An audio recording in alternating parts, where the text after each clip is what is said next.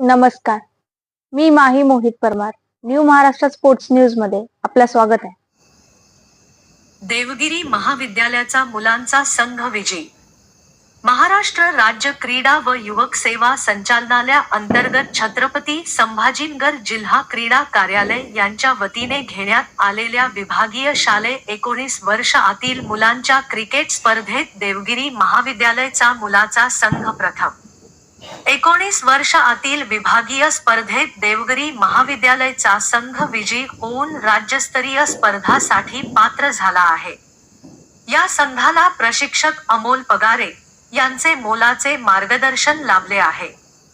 विभागीय शालेय स्पर्धा उत्तमरित्या पार पाडण्यात अनिल मोरे, तेजस भंडारी, संकेत नंदेश्वर, संकेत मोकळे व अमोल पगारे यांनी महत्त्वाची कामगिरी बजावली आहे.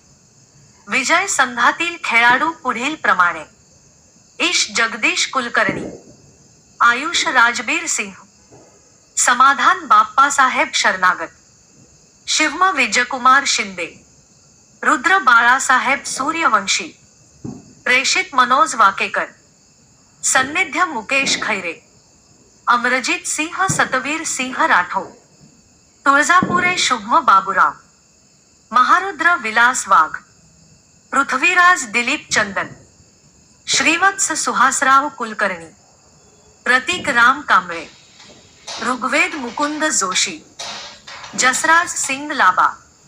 सलग दुसऱ्या वर्षी अमोल पगारे यांच्या मार्गदर्शनाखाली राज्यस्तरीय स्पर्धेस संघ पात्र ठरला.